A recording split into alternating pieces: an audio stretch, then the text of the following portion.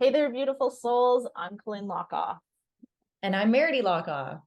and welcome to Spiritual Sisters with Sass, the podcast where two sisters with a passion for spirituality and a touch of sass come together to explore the exciting world of self-improvement.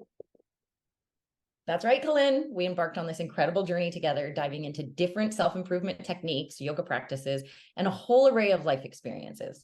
Yeah, and through it all, we've managed to create lives that are abundant, happy, and constantly evolving. It's been a wild ride, hasn't it, Meredy? You bet, sis. We've got two very different perspectives on life, but that's what makes this podcast so special. I'm all about diving in head first into life's adventures and embracing every challenge with a bit of sass. While Colleen here, she's got her own unique approach. Yep, that's me. And I'm all about the yoga, mindfulness, and finding my Zen. And together we make the perfect balance. So whether you're looking for some wisdom, a few laughs, or just some heartfelt stories, you're in the right place. We're here to share our personal experiences and insights with you, all while exploring the wild and diverse world of self-improvement. So grab your headphones and get ready for a fantastic journey with us. Spiritual Sisters with Sass is here to uplift, inspire, and keep it real. Thanks for tuning in, lovely listeners. Let's dive in. Spirit and sass. Here we go. Okay, so today's podcast, we're going to dig into our own trauma and how our perspectives on the same trauma are so very different. And I'm going to start with my experience. And now Lynn and I went to a retreat together, and I remember her telling a story, and she was telling the coach, like, this is what it was like in my house. And I literally said to them, and they tell you, like, hold space for these people to tell their stories. And I was like, I have to interrupt because I don't even know where the hell this person lived. And the woman was like, oh, this is interesting. Let's get into this. And what it was is Lynn was telling the story, and I was just like, that's not the same house I lived in. And that was the first time I think that I realized that we were on the same path and we were best friends, but at the same time, like, we were so far apart in the things that we had experienced. And so for me, my mom was quite abusive, physically, emotionally, verbally. She was incredibly abusive to everyone in the family except Travis. And no, really, except Travis, which is our little brother. I don't remember much of my childhood, and that's one of the things that I've said multiple times. I don't really remember much. Like, I remember, say, 12 forward, which a lot of you guys are going to say the same thing. Well, I don't remember much of my trauma. However, I do remember when I was in high school and this person did this to me. And when you hit the end of elementary school and the start of high school, you're more able to articulate the things that you experienced. And yes, you remember them, but what you don't realize is the reason they bothered you is because they actually happened in that first traumatic period of your life, say 1 to 6 years. And so when we did this group coaching thing, I really had a new appreciation for my sister. Because basically in my house, I would go to my mom for something and it took nothing to set her off. And then all of a sudden she would get ready, like, start yelling. You weren't allowed to have an opinion or say anything. And the next thing that came was a violent, swift punch, slap, push down the stairs, whatever it was. Now, when I say down the stairs, there was only 4 stairs. That does not minimize the fact that she pushed us down the stairs. And down the one side of the stairs was a cat litter box in the laundry room. And usually if I pissed her off, I would have her freaking out. And it was like Lynn knew it was coming, and she would come out from her room and come around to the side. And then I'd maybe get one hit or a shove.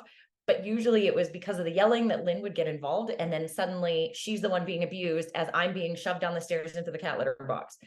So I didn't really get physically abused often by my mom because my sister would always step in and take that abuse.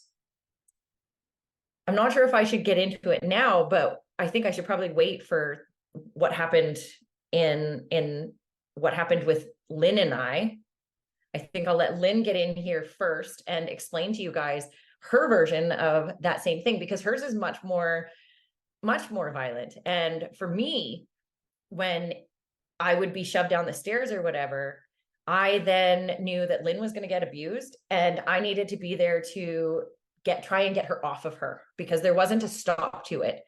And there's many stories that I will tell you guys about old school phones. So we used to have the string corded phones. And of course, back then, teenagers, you had to have your own phone line because we talked on the phone for hours and hours and hours at the time.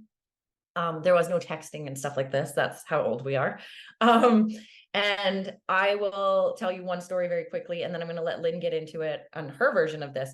But one story that I'll never, ever forget is, I don't even remember how come we got into this fight, but I started a fight with my mom for whatever reason. Lynn came up, running up the stairs. I was standing there. I got pushed down the other side of the stairs, which I ended up in the cat litter box up against the washing machine. And I was super upset because I hadn't cleaned the cat litter box and it was full of shit and piss and it was disgusting. And I kind of got myself up, went into my own bedroom, and then I heard the violence getting bad at the top of the stairs. Lynn ended up running away and going into her own room, and I ended up chasing them into her own room. When I got in there, my mom had my sister pinned on the ground and was grabbing basically anything she could grab. And she grabbed the headset of the phone and just started smashing my sister. And I'm not joking. This is the motion. She was smashing her in the head with this phone. And so I grabbed the phone out of her hand and out of the wall, and I ripped it out of the wall and I threw it away. That didn't stop her. She just found the next thing, which back in the day was a white Keds shoe.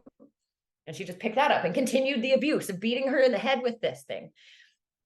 And I remember yelling and screaming at the top of my lungs, because this was probably one of the more violent ones where she was so out of control that there was no stopping her at this point. But I would grab anything she got her hands on and rip it out of her hand before, at the very end of it, she turned around and came after me, which then, of course, Lynn stepped in and came back after her and got on her back. And it ended up this like thing for quite a while before somehow, I don't even remember how it ended.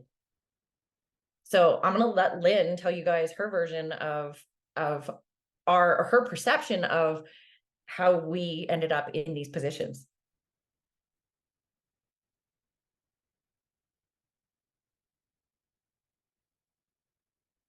Oh, I can't hear you. I think you might be muted. We can't hear you. Oh, you're right. Yeah. Thank you. There we go. Okay. I remember this specific situation you're speaking about as well. I remember it being a little bit different, but like basically that's that. And what came of this is like when we did that coaching retreat together, it started with, there was a girl there and I was up like, everything she did, it kind of just came at me. And here we were coaching and there was an opportunity to like just speak to the thing. So I did. I said, whenever this person speaks, it really just like pisses me off. And, it reminds me of my mom, she's so loud. And then I remember later my sister talking to me and being like, it's so funny because I like loved her because of how loud she was.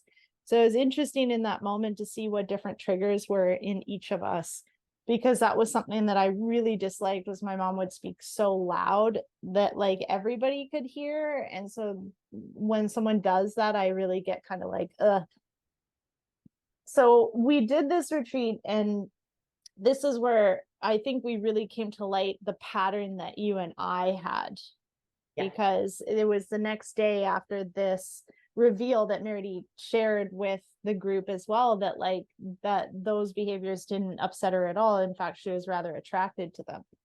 And not abusive behaviors, to the lady being loud and boisterous. I saw myself in her. So it's very interesting as well because of that, because I'm so much more loud. I say so many more things. We'll get into why, but keep going. It was the loud fun about her that I liked that Lynn didn't. Yeah. And I saw the underpinnings of behaviors. We were supposed to be quiet, so she would sit off and not listen to the rules and like speak to the person that was cooking her meals. And she, we were supposed to be quiet and watch a movie, but like she laughed out loud, and it was like not listening to the rules, which is also quite interesting.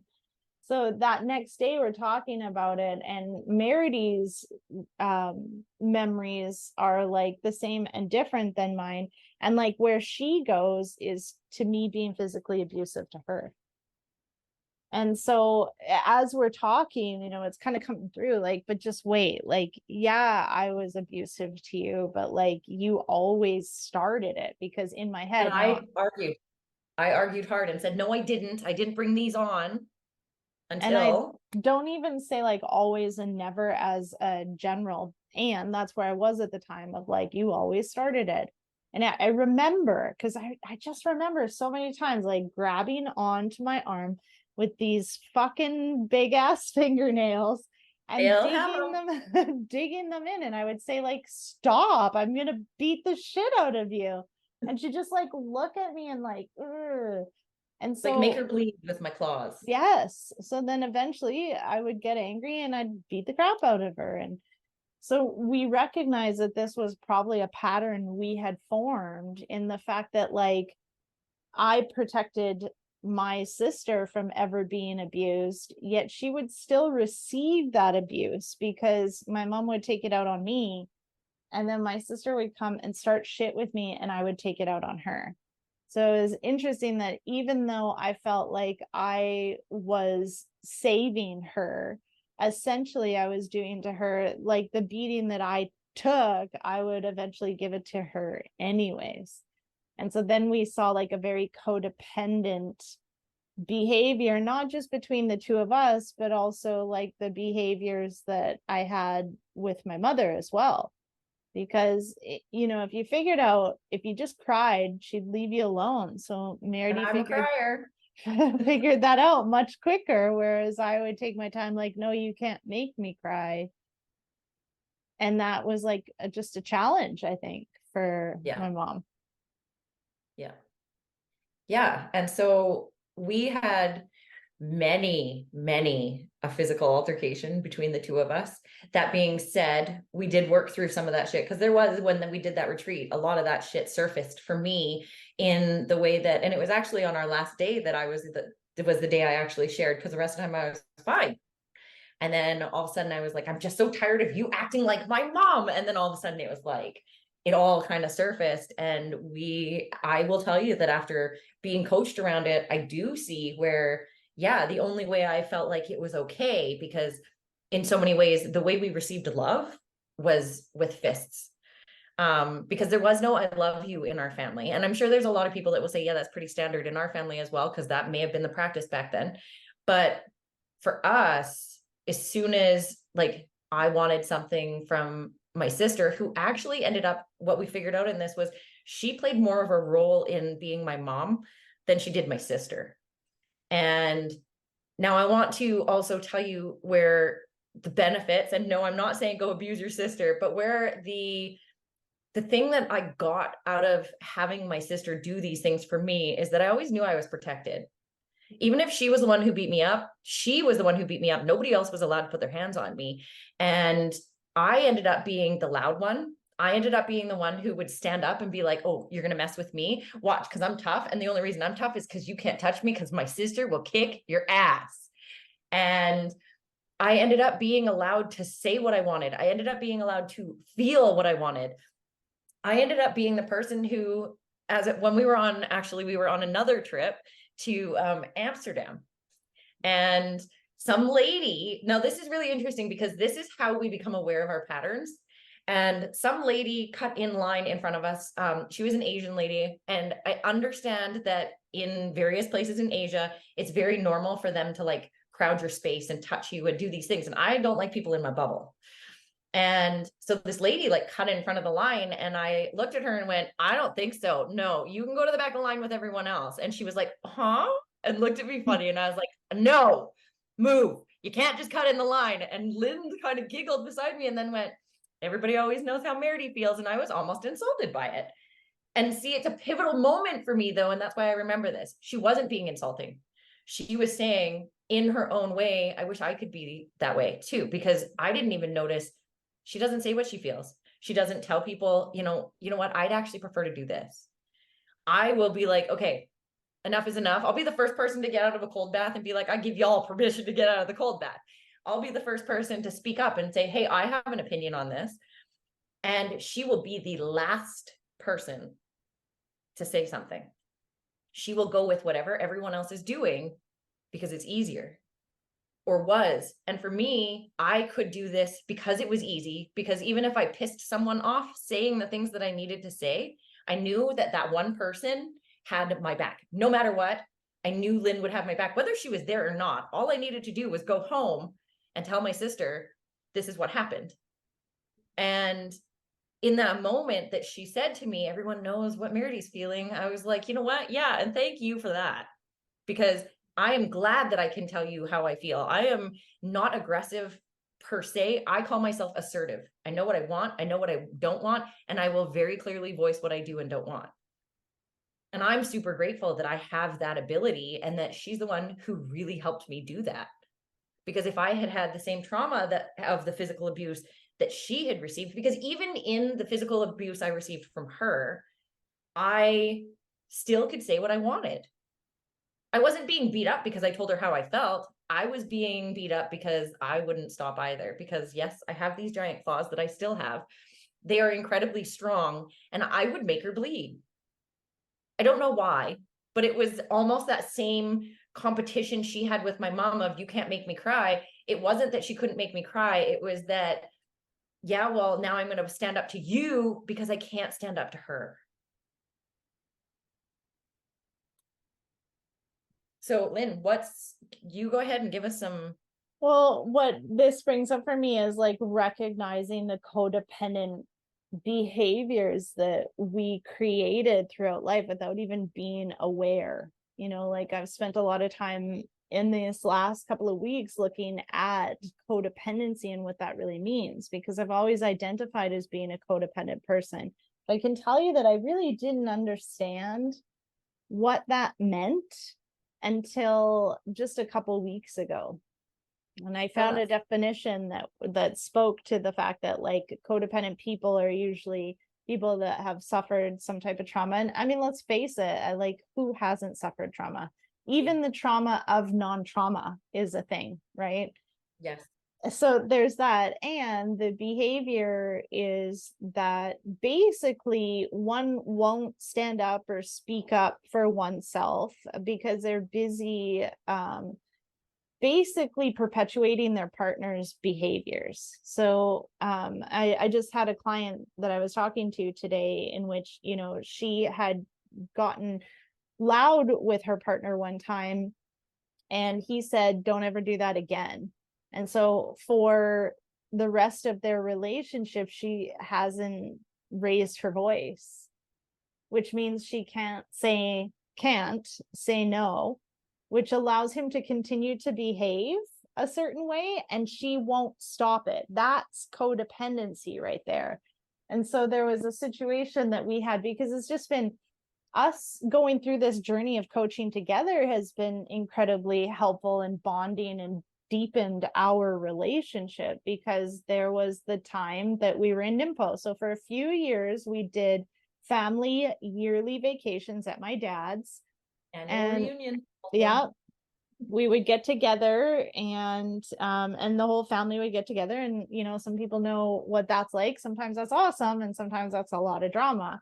And we're definitely taught drama. And so there was a time when my daughter had approached me that I wasn't standing up for her, that she felt that there were certain situations in her life where I was not being the mom that she was looking for. And she said this was with Merity, and then this was with her stepmom. And she said, you know, just because you were like actually punched doesn't mean that what's happening to me is okay, because her stepmom was physically pushing her. She gotten into some altercations with Merity, and she said, like, stand up for me, mom. Physical altercations. Not physical. We argued a lot, and we did kind of touch base a little bit on this in the previous podcast. Yeah. Yeah. And so I heard her in that moment that, yeah, I was kind of telling her, like, get over it. You got pushed, big deal. Like, that's not anything. And she said, from someone who'd never been abused, you know, she's like, you raised me. I've never been touched. And now all of a sudden I got pushed. I got hit in the head with a Subway sandwich. Like, these are all things that you can pass off as chill, but they're not chill. They're physical abuse. And I was like, you're right. And she said, like, stand up for me. These are some places where I'm looking for my mom to be my mom. And so it was one time at Meredy and Sari just didn't get along. In my opinion, they were too alike. I'm with you on that one though. So they would be like at each other.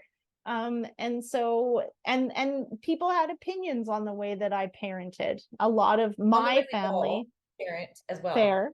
A lot Everybody of seems to have my an opinion on the way you parent, period. a lot of my family figured I was way too lenient. A lot of my husband's family thought I was way too hard. So I always felt like I was perfect because nobody agreed with how I did it. So I thought, okay, this is perfect. And so I would kind of like let a natural consequences parents is what I would say that I was. And anyway, so Meredy and Sari get into a bit of an altercation, whatever it is. And I remember Sari had left the situation and went downstairs pouting, whatever, who cares. She came back up and Meredy started. Meredy said, "Where have you been?" And I remember you're like, "Have you been pouting or something?" And I was like, "Stop it." And I remember your face was just like, and you're like, "What?" And I said, "Stop talking to her like that. I've taken care of my child. You don't need to. This is okay."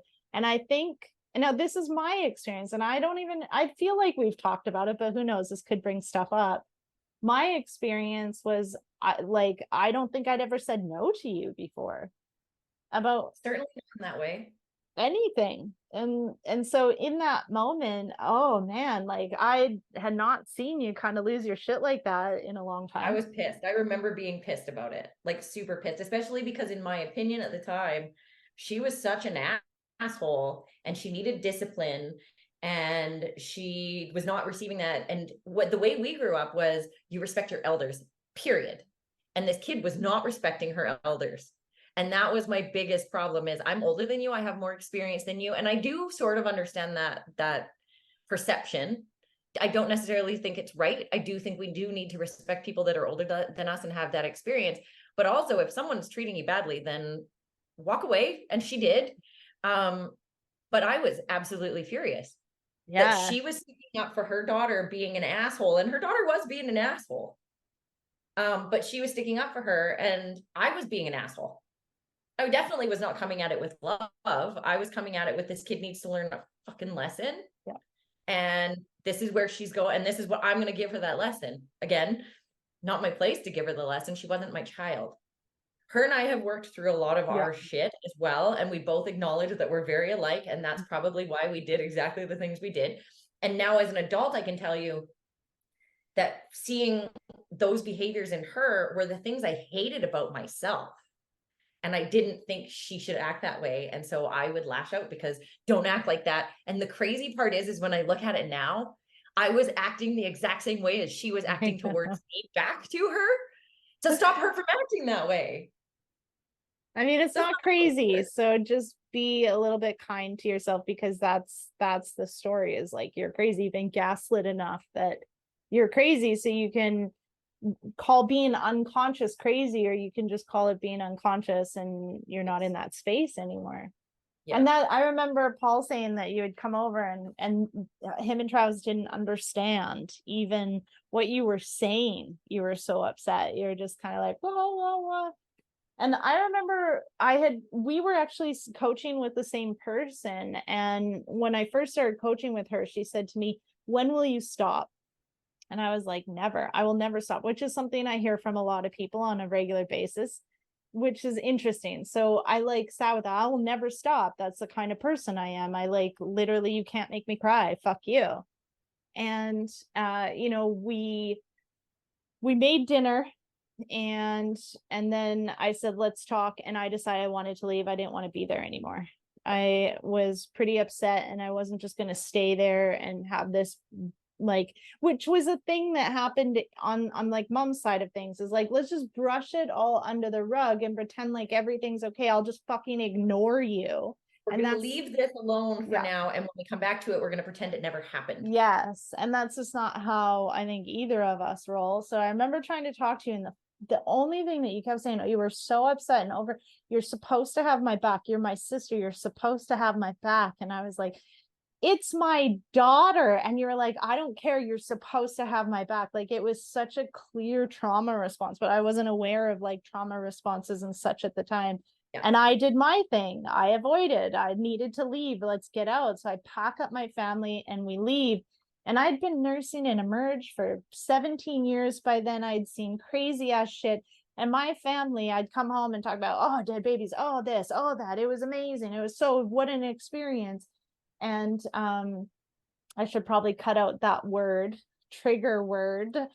But that's what happened to me. I've experienced a lot. And instead of emotionally like addressing it, I bypassed it and I made it like cool or whatever it was. I don't feel that way anymore. Anyways, I started to cry. And my family had no idea what to do because I don't think they'd ever seen me cry like that before. And I remember thinking, this is where I'll stop. I don't want to do this anymore. This was incredible pain because it felt like I had behaved that way by saving Meredy, because it gave me something to live for. Because if I looked at my stories, I am unlovable. I don't belong, and I'm a fat piece of shit. And so the only thing that really gave me purpose was protecting you. And now all of a sudden I said no, and we're not talking, and the whole world's going to end because I'm in fight or flight. Yep. You know, we were supposed to go to Tony Robbins together. We were going in Darren's motorhome. Like, we had all these plans, and it was all cut, all of it. Yep. And I just remember thinking, like, this is it. I don't want to do any of this work anymore. It's way too painful. And now what I see was happening was like I was touching on that piece of me that felt so unlovable, and the people pleasing, the codependency. Let's just pretend it never happened. Let's just go back to the way it was. Let's just like, I'll just keep doing this. And that's it. Like, when we were talking, so I mean, fuck it. Like, skeletons in the closet are shit. I've like fucked a boyfriend of Meredy's one time. I like went against her in some Lost other her virginity to the Yeah. boyfriend, which was crazy. And Again, we've worked through these, most of these things. I'm sure as we go through this podcast, there's going to be things that we're like, oh shit. there's But something. there's a lot of these things that we have worked through. And I will also say that when it came to this period of us not talking to each other, it felt like it was also the end of my world, because the one person who's always, no fucking matter what happened, had my back, didn't have my back. She was with my mom. She was on their side. And that is one thing that my mom will, even to this day, tell you what a horrible fucking human being I am. Tell you how, all the horrible things about me. And she does that quite loudly. And she's done it in front of my sister, in front of my brother and his kids. She did it in front of my own kids. So there was a lot of that I was feeling, oh my God, she's turned her against me. And so I just was like, well, fuck you then. We're not talking. I'm done with you. And I mean, those patterns came up too, of like me recognizing that if I didn't agree with something, well, you just did whatever the fuck you wanted to anyways, you didn't listen to me, then I would come at you in a more passive aggressive way. Like, this dude is a piece of shit. Let me show you. Yeah. This thing I don't like that you're doing, I'm gonna fucking stop you. Oh, this guy, he's a piece of shit. I'm gonna do this thing, because it was all passive aggressive, never stepping up to be like, listen, don't. So the patterns have been like unwinding for a very long time. And it is amazing to look back, because Meredy will tell stories quite regularly. I'll be like, I don't even like, did we even see the house the same? Like, did you have the same mom? Did you have the same dad? Like, we have some similar stories, and we also have some very different stories of the way that, yeah. Which is really amazing when you come to the nervous system, because when we look at the nervous system, we have something in there called the amygdala. And the amygdala is basically your lens that you look at situations through. And the nervous system is an incredibly complex, like most incredible human software there is out there. And so when the amygdala is activated, when there is fight or flight, it reacts in a trauma response. And what it does is it does something called fast tracking. Now, fast tracking, we can know, like if I touch something hot, I'll pull my finger away before I even feel the burn, right? That's a fast track sense. So the amygdala will do this. So let's just say, you're walking down the street, you hear dogs bark, and then you get attacked. Okay. 6 months later, you're walking down the street, you hear a dog bark, you immediately go into fight or flight because the nervous system is ready to protect you for when you get attacked. The fast track that's formed from the amygdala bypasses the frontal lobe, which is logical thinking. Yes. So these patterns being, almost like turned into paved highways, that's where we go on a regular basis. I think the work really that I've recognized now is recognizing when you're in that pattern, that the lens hard, because your brain is not holding on to logical thought anymore. So for you to recognize I'm in fight or flight, and that I'm no longer in logical thinking and I need to get to logical thinking is logical thinking, and the blood has left that part of the brain to go save your ass. To form a new pathway now. And that's what I talk about, is like the patterns, and the patterns, how they can be applied in so many different situations, the situations being different, but the narration, basically, it's like the same. The story's the same. It's just the narration is different. And so as it applies to this, the amygdala is still firing like, oh shit, we're going to die. Save yourself. Yeah. That's it. Just fight, flight, or freeze. And I will tell you that I am the queen of freeze. I freeze everybody out. I cut you off. I'm done. Or I'm ready to fight. I am not going to run from you. I'm going to fight to make sure that I win. That is my go-to. Whereas I feel like you're a runner. You're a flight. Get me the hell out of here. Like avoid. I mean, what do I do? What am I doing as my main exercise? She's marathon training. Yeah, super interesting. Also, while we're on that part, there's some touch techniques that if you feel like you're heading into fight or flight, if you're triggered by something, if you take all of the 4 fingers that you have and put them on your forehead, you'll notice that even, for example, when someone's stressed out, you'll see them kind of grab their forehead with their whole hand. If you do that with the tips of your fingers, you can actually kind of force the blood to stay in that frontal lobe, allowing you to be more logical. So there are physical things you can do to help with this, which is also why you automatically will grab your forehead and kind of be like, oh my God, what is happening right now? It helps hold the blood and the energy in the frontal lobe so that you can be a little more logical. And that's been coming up so much in like relationship, when there's a situation in which we're going to have an uncomfortable conversation, my old school, like save myself, protect myself, shut down wants to kick in, run wants to kick in. Like this Don't isn't tell working. anybody what I actually feel. I'm just going to shut up and go with what works, because then I avoid conflict. And that's the one thing too. I don't avoid conflict. I don't enjoy it anymore. I do not enjoy it anymore. And it definitely does like a physical thing to me where I get like, oh God, here it comes.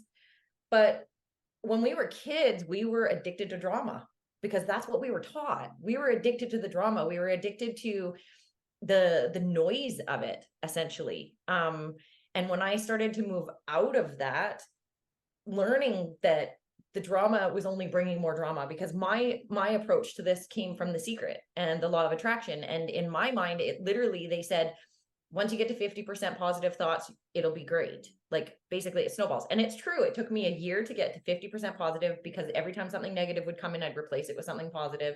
And after about a year, I started to be a more positive person, for sure. But also I was shoving down my dark side. I pretended that stuff didn't exist. And doing this work has really shown me that you have to have dark to have light. You have to have, for me, if I didn't have the trauma that I had, if I didn't have the whole experience of becoming who I am, I wouldn't be who I am. And that's not thanks to my mom. Though I will say I have found a way to be grateful for growing up the way I did. I may not have fully forgiven her, especially because it's an ongoing thing still to this day. But I find that now, though I'm grateful for having the experience that I've had, I'm more grateful that I had that experience because of who it's made me. And that's not thanks to my mom. That's not thanks to anyone except seeing my own patterns and choosing to change them. See, and that like brings up just a little like call out on your words, as you said that those situations made you. And that's giving all your power to outside experience. Like, okay, so at some point, yes, those situations did make you, and you woke up to it. Yes. And you started to choose different. And now you are who you are because of you. Yes. And nobody else, because you can stay in a place like the both of us could very easily stay in a place and create this so that we can talk about how hard done by we were. Oh, big time. We could take the victim mindset. Or there's the opportunity to like start to use it for growth, and which is what we both have chosen. And sometimes I feel like it's hard to like, it's to me it's hard to find a place, because I find a lot of time it's like there's these two sides of things. It's like when I hear victim mindset, like I get it because I've been in one a lot, and I sometimes that's my go-to for sure. Like I'm a victim and I'm going to run, and therefore I don't want it to like ever make it so that someone thinks that all that they went through doesn't count or doesn't, yes, isn't worthy of something. And there's also an opportunity, and where I found it was recognizing the soul's plan. The idea that before I came here, and this is where we get into the spiritual aspect of things, is like I chose my mom, I chose my dad, I chose you, I chose my brother, I chose the sister that we didn't know about for a long time and still don't know very well. I chose my kids, and they chose me. Like that we then came into this world with free will, and yet a destined path to come down to get us closer to, and I think ultimately loving oneself. Agreed.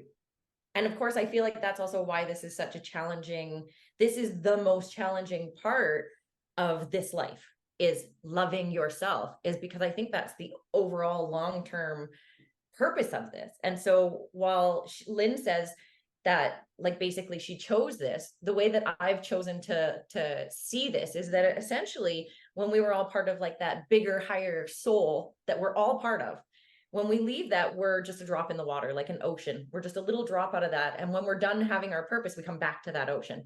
I also believe when we were part of that, you were given, say, 5 different movies you watched, and those are the lives you could have chosen from. And I saw this one and said, I want to do this one. Now, when I came to that piece, suddenly I was like, okay, I have to take responsibility. And having personal responsibility in this life is sometimes hard. And I know that some people that may be listening are like, yeah, well, I didn't choose to get molested. Mm-hmm. I didn't choose for this to happen to me. But in a lot of ways, you did, because you chose that you wanted to grow in those ways. Or maybe you chose that you were coming to this, like for me, the way I have started to view the way my mother is. And now, again, this is just my opinion and my narrative around this. I believe that she came here to fuck up people's lives. I don't see that she came here to be a better person, or to, like, maybe she did, and that can be someone's opinion. But mine is that assholes come here to be assholes, because if we were all great, there would be no assholes and we'd have nothing to grow from. And then for me to say also that my mom did this to me, and we'll get into our dad. We're not blaming this all on our mother. Our dad was in there as well. But when we get into that, let's go and look at the relationship, the conversation we had with the Family Emergency podcast that we have about my daughter. I have created the trauma in my kid. I have taught her how to treat me by trying to reverse the trauma that I received and make her life so much easier. I, in fact, created a totally different trauma in her. all of our parents have done that, whether you love them or not, whether they were the most amazing parent or not. Tony Robbins had a point at one point where he said that this one woman, her dad was such a perfect man. She cannot find a man like her dad anymore, and that's her trauma, because now no man will ever measure up to what he was like. So even if your parents were perfect, that created its own kind of trauma because your parents were so perfect that now nothing in your life is perfect. So for me, this piece of owning my shit and taking responsibility in the life that I've chose, the trauma that I chose, because I saw these all play out. And every single one of us have trauma. Every single one of us have healing that we can do. Sometimes some of us were not meant to heal. Some of us were supposed to go through life exactly the way you're going through life. Some of us were meant to become more and better. And even when I say that, I'm not trying to I'm like, I guess the way I said it is not the way I yeah. meant it. I should not have said that. I chose to work on who I am because I didn't like who I had become. There you go. That is a much better way to say it. So what I meant was not quite that, but there are people that you can listen to this and be like, yeah, well, none of that's for me. And I understand that, because not everybody was supposed to do work on themselves. That's not your purpose here. Whereas some people's purpose is, and I feel like my purpose is to work on myself and then share that experience with other people. I want to touch on the piece of like in the beginning, because I brought this up enough in group to know that saying like, let's just talk about the choosing of the trauma, the choosing of the families, right? Like you said that, no, you didn't choose to be molested, but you kind of did. This is an idea in spirituality, and spirituality has so many roots. And so let's just say you don't buy into that, and that's cool too, right? It's not like we're saying, the idea is like, we come here to learn lessons, and your childhood sets you up for the rest of your life. I can talk about the picture of you, and I'll put a link for it. It's really great at explaining about like how like between 9 and 12 we kind of seal off everything we've been taught. So regardless of what type of abuse it's been that one has, either, and maybe not even there's any abuse that you can pick out, which also means it's okay. Like, you are allowed to have your experience and your trauma based on whatever it is that's gone through. If you don't buy into that you chose all of this, that you were born and you were the victim to the situation that happened, that also is like understandable. You don't have to think there's this soul's plan. The reality is that this is what's happened, right? Trauma isn't what happened to you. Trauma is what you do with what happened to you. And then the trauma work is to start to release that which has been stored in your body, because that's what keeps coming up. So regardless of what happened, we've been through a lot. Like we said, we haven't even talked about our dad yet, which I think Yeah. is going to be our next conversation, and not even to a place of like shit talking our parents, because we're not even, I mean, we're getting into a bit of stories, but like, it's more about the realizations that we've had from our parents. We have families, they have as much access to this shit as anybody else. And so, Yeah. I do have concern about like, oh my God, Brookie's going to hear this. Oh my God, my mom's going to hear this. Oh my God, my dad's going to hear this. Oh my God, they're going to be hurt, which is what it is. Here's the conversation that we can have, or we can continue the abusive patterns that we've had. Yeah. So the piece is like, nothing is ever downplayed, regardless, like you chose this or something. You can buy into that or not. I think that's a way that we've been able to forgive, or at least I've been able to forgive, to move forward with relationships of like, okay, I am who I am because of where I am and what I've been through. And I've chosen to like wake up to what I want. And then I can keep blaming myself being unhappy on my childhood, or I can start to recognize I had a childhood and now I get to do what I want. And I think that's like the important part, regardless of what did happen.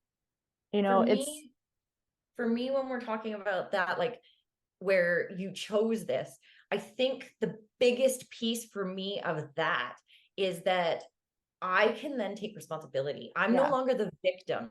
And when I'm the victim, I have zero power in any of the things that are happening. Then I feel like all these things are happening to me and why me and for me. Whereas if I'm not the victim, if I can take responsibility and see, okay, well, I chose this, and then start questioning why I chose this. Now I can see that there's lessons in it for me and I can become a better version of myself. So for me, that's where this came from. And I did listen to a podcast with Oprah that I encourage you guys to go listen to. It had this lady who had been talking about being molested and how she needed to take responsibility for that. And at first, I was absolutely repulsed by her. And I was like, how can you say this? But what it came down to for her, and again, this is not my that podcast, I encourage you to go listen to. For her, she said taking responsibility for the fact that I didn't tell someone. And now that's going to be, I think today's podcast is probably going to be the mom podcast. And next week's podcast is going to be the dad podcast. And we're going to have a friend, one of my best friends on, and we're going to talk about some of her deepest traumas. And that's going to get deep. And there's some vulnerability that's going to be in there from all of us in this, and how we can take responsibility, which then allows us to move forward. Because if you're always the victim, you can't move forward from that, because it's always happening to you and you're always the person it's happening to. And when it's happening to us instead of for us, I feel like I just had zero power to come out of that, because there's nothing I can do when it's happening to me. Yeah. It's a touchy subject. It's like there's these pendulum swings to like this is how I've looked at it now. We've got Tony Robbins, which, I mean, we've spent a lot of time, money, and energy with Tony Robbins. Right. And then we've got like the opposite side of things, which is, I don't even know what to say it is. It's like this very soft, fluffy, I could add some descriptors that show my judgment around this other like soft, fluffy side, which I think is important for a lot of people. And then I think there's right in the middle, right? There's this like recognizing that we are responsible for where we are right now. That's what we've got. Yes. Regardless of what's happened, here we are. And now what are you going to do moving forward? And so I kind of think that I like take the middle road to, we also can't be so freaking harsh that it's just like, it happened to you, not for you, or for you, not to you. Now like move on and fucking conquer the world. And that's a little bit like, wait, hold on though, because then I see these in AA, we call it a dry drunk. It's someone that's quit drinking, but they're still fucking drinking 8 cups of coffee with like 4 spoonfuls of sugar in it. They're still eating everything, in their face. They're having sex with a bunch of people. AA is now where they're like meeting and dating people. So, whoa, wait, you're still being a fucking addict, but you're not drinking. So good for you. Right? Yes. And for me, that part, especially being an addictions coach, I have a lot of people who will come in to have their treatments and they'll be like, okay, so I'm going to just stop whatever, heroin, I'm just going to stop cocaine, I'm just going to stop drinking. And I'm like, okay, but we're treating you for all of your addictions. So we're going to treat you for your smoking, for that, for your drama. Are you willing to do the work to move through all of these things? Because to me, even if you're not actively using one, you're still actively being an addict. And that is the big thing, because it gets really, really hard when you stop being an addict. Because now you're changing a lot of behaviors instead of one. Your whole life, you're changing your lifestyle. Yeah. Which is why I think like AA, yoga, permaculture, they all call for a design for living, a way to live, because you have a design. How's that working for you? Right? Yeah. Well, guess what? If you go find out permaculture, that's a way that you can live. If you go practice yoga, not just go to a yoga studio and do some asana and be really fucking awesome and look great and be thin. Like there's more to yoga than just that piece. And then also with AA, it's a design for living. Here's a way we're going to look at all the things so that you can look at the root of why you drink in the first place. Yeah. And the root of why you have all your behaviors. Yeah. Your drinking is just one of the things that you're using to get rid of this feeling. And with many of the addicts we deal with, okay, well, I'm not drinking. And then something stressful happens and they start shoving their face. Yeah. And that's another way to get the endorphin release Yeah. that you're looking for, that helps you avoid the actual feelings that you're having. And I think that we are such perfect examples, hi, over here, of masking the actual feelings that we're having, or just shoving them way, way down and being like, no, that doesn't exist for me anymore. And that's not how we move through it. Actually sitting in the discomfort, like literally, because of our last podcast, I have had to sit in so much discomfort and make choices with my daughter around how we're going to move forward, if we're going to move forward, what that looks like to move forward, what my boundaries are going to be when we come back together. And I do say when, because I know that she will figure out whatever it is that she needs to figure out. And when we come back together, we need to have some hard conversations about what it's going to look like moving forward, because I have perpetuated my mom's pattern of allowing things to happen. I throw a fit about it and say, no more of this. And then I come back and go, okay, we're just going to sweep it under the rug, because it's easier for them to deal with if I don't hold on to these boundaries. So I get mad at you because I let you treat me a certain way. And this is in a lot of places in my life. Mm-hmm. And I'm going to say the biggest piece for me of changing and setting these boundaries has been learning to love myself. Mm-hmm. And though this is the biggest challenge that we all face, one of the things that has helped me reprogram my subconscious is sleep meditations around loving myself. Mm-hmm. I suddenly started making choices that would make my life better because I saw value in myself, because I see value in myself. And as much as somebody listening may even be like, man, listen to that conceited bitch, you know what? If that's what you want to call me, then yep. I've always had a piece.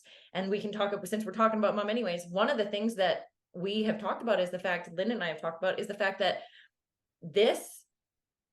the one thing my mom used to say to me all the time was, you're so conceited and you spend too much time in the mirror and all these things. And it wasn't even in the mirror. I have liked it. God gave me the gift of liking something about myself since I was a little kid. Maybe it came out and made it so that I felt good about the way I looked. And again, we're going to get into that side in our next podcast. But for me, it had a lot to do with this I don't know exactly, but that I liked myself, and that my sister empowered me to be able to say how I felt. My sister empowered me to be able to do, whatever it was that I needed to do to feel good. And I have liked myself. And now as a grown adult doing the work, I like who I am enough that when I walk into a room, I elude confidence, not because of the way I look, but because of the way I feel about myself, because I know I've spent 18 years doing this freaking work on myself, and every day only trying to be better than me. I'm not trying to be better than anybody else. I only want to be better than I was yesterday. And I will tell you, I'm awesome at failing as well. I try to fail forward. I will say that failing forward is probably the best way to fail, because at least you've learned something from your failure. And for me, that's been major. But this sleep meditation, which really I have to, again, my sister inspired it when I went to Costa Rica and spent 2 weeks with her. She climbed in bed one night and was like, whether you like it or not, this is what I listened to. And I was like, all right, I'm down. And I came home and I think today is a day 121 since I was there, that I have been listening to sleep meditations. I'm on day 121 of committing to myself is what it is. And it's a 1-year commitment to myself that may continue. And we both have talked about some of the changes that I've made that neither of us expected. And a lot of them I contribute to that sleep meditation about loving myself. Have you noticed any changes in yourself listening to that specific sleep meditation? Well, I don't, this isn't like new though, I discovered one by Louise Hay. And it says basically like, do this for 30 days and it'll change your life. And it was 2015 that I did that. And I remember I was living in the townhouse in Chilliwack, and it had come to my awareness that, when we go to bed at night, that's often the only time that we are quiet and with ourselves to have the opportunity to relax before we fall asleep. Well, most people are so full of white noise that that's when anxieties start to come up, because the part of you that hasn't been heard all day is like, okay, you're finally listening. I can't believe you said this today. And oh my God, you went and did that. And you spent way too much money. I can't believe you did that. And oh my God, did you hear what they said? I think they hate me. Like, it's the time that we allow ourselves to be heard. But Yes. because we speak a different language than us, like our own bodies, what we take as like anxiety is actually just like a discharge from the nervous system. Instead of letting it out, we'll keep it in there, put on some Netflix, put on something loud, something, so we didn't. So there's a whole bunch we can talk about, because there's an idea of like not watching Netflix right before you go to bed, but allowing that space and time to hear what that voice inside you wants to say. So you can start to shut up all day. Yes. So you can start to pay attention to like, oh, when I'm not paying attention, this is what's going on inside my head. So we go to bed, and what we usually do is start to think about not enough. I didn't have enough this. I don't have enough money. Like, we're stressing about the things that we've thought about all day. So now subconscious mind stays awake, conscious mind goes to sleep. So the subconscious mind for 8 to 10 to 6, however long you sleep, hours, is like not enough. It's not enough. I didn't do enough. I'm a piece of shit. Oh my God, I can't believe that. Because again, back to the nervous system, we have the hippocampus, which is actually the lens of the amygdala, helps us to store our memories based on what our lens is. So if we're fearful, we're storing our memories filled with fear. Watch Inside Out by Disney. Like, it's a Disney movie, Inside Out. It's so good. It explains like this in such a great way. So now we move, while we sleep, the memories go from short term to long term. So we're storing them, and the amygdala is like tainting the memories with whatever our lens is. So that's what we do. So we dream, and the subconscious is talking to you, and then you wake up in the morning. Now, I want to know what you think when you open your eyes. Your alarm goes off, and you open your eyes. I didn't get enough sleep. So you're already behind now. You just started your day with that. The first thought is, I'm behind already. So switching into these meditations, it's like you're giving direction to your subconscious mind while you're sleeping, and you are replacing the amygdala as the memories are downloaded from short to long term. You are now storing memories with a self-love lens as opposed to a fearful lens. So after some time, what does start to happen is you wake up and you're not necessarily thinking about how you didn't get enough sleep. You can start to look at like, oh, wow, like for you, oh my gosh, I have my dog here with me. How amazing. She's so beautiful. I'm so glad I have this time with her, as opposed to, fuck, I would rather sleep for another 2 hours, or, oh God, I got to do this today. So yes, I do experience shifts, especially when I go without them for some time. I've been employing this for like, that's like 9 years. You said 17? 15. 2015. So 2015 is, so that's 8 years ago. Yeah. So I only just started the sleep meditations. Meditation is often one of the things that we, everybody recommends, but we don't find time for. Yeah. Meditation for me has become, and it's become like, you can meditate while you walk, you can meditate while you're doing other things, you can meditate while you're having negative thoughts by thinking, like for me, one of these coaches that I follow literally said something that is stuck in my head. And she said, I find I fall behind more when I listen to myself more than I talk to myself. So for me, these night meditations, and especially because these sleep meditations actually start to guide you into sleep first, and then they do affirmations and repeat things after they've guided you into meditation. So not only do I now feel like I'm actually accomplishing my meditation, but I am speaking to myself more than I'm listening, because I'm also hearing that happening overnight.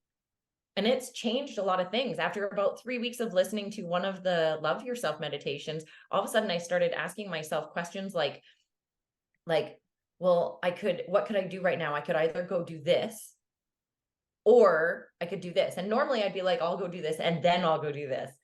But one day I woke up and it was like, okay, I can't remember what the option was. It was go do this, or and then I can go start walking on the treadmill or the stepper or whatever it was for the gym. And I was like, which is going to get me further in life? I'm going to skip this and just go straight to that because I have 10 extra minutes. I know it's only 10 minutes, but now I have 10 extra minutes. And when you're already starting your day feeling like you're behind, that 10 minutes matters. And so it was like a subconscious shift where I all of a sudden was just like, okay, I'm going to start doing these things instead. And now I see that as a perpetual thing. I'm often making that choice of what's going to get me further ahead than what's going to put me behind. Yes, we have that extra 10 minutes, but why put myself behind when I could be bringing myself forward? Yeah, just to do stuff. Yeah. Yeah. Yeah. So it's been really interesting to see this part of it become such a real part of like who we are. Mhm. And it's been one of the easiest reprogramming shifts that I've used so far. So I definitely encourage people that are following us to try these sleep meditations, because this is not I had somebody who said to me, no, I'm going to do the work myself. And I was like, have you noticed how that's going for you? Good job. Because guess what? I said I was going to do the meditations, and guess who did not do them? Right. And then now I can tell you that I have missed one day, and it was at the very beginning, and I ended up watching TV before I went to sleep instead of listening to the thing, and I passed out watching the TV. And that was the only day that I've missed of these meditations of the 121 days. And it is changing who I am. So now there's not even a question. I just go to bed and turn on the meditation. Mhm. And it's not a cheat. It's not an easy way out, because this entire life is hard. Take the easy way out if it's going to benefit you in the long run. I also want to just point out that you said that the meditation is changing who you are. And I say this when people say, oh, I found yoga and yoga saved my life. I'm like, yeah, but if yoga saved one's life, then we would have world Everybody. peace. Yeah. So you have to go to yoga. You still have to press play. So you are changing your life by listening to these meditations. And it's making me make the choices to continue there it is again. life. It's making me. No, I'm making the choices are. by doing these things. Yes. They're helping me to continue to make the choices to change who I am, to love myself. And I have to say that this part of loving myself is probably my favorite part of this journey so far.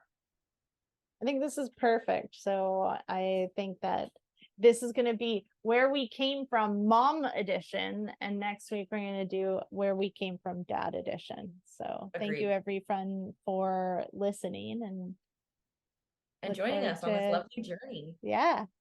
Talking to you next week. Thank you for joining us on this spirited journey today. We hope you enjoyed diving into the world of self-improvement with us. Two sisters who found their own unique paths. Remember, life is a tapestry of experiences, and it's how we embrace them that makes all the difference. So whether you're on your yoga mat, exploring mindfulness, or simply navigating life's twists and turns, always keep that spirit and sass alive. We are Colin and Nerdy Lockoff, and we're here to remind you that happiness and abundance are within reach. Stay connected with us on social media and keep those questions and stories coming. We love hearing from you. Until next time, beautiful souls, keep doing the work, keep sharing your experiences, and keep living a life that's authentically you. And never forget to add a little extra sass to your day. Spirit and sass, always.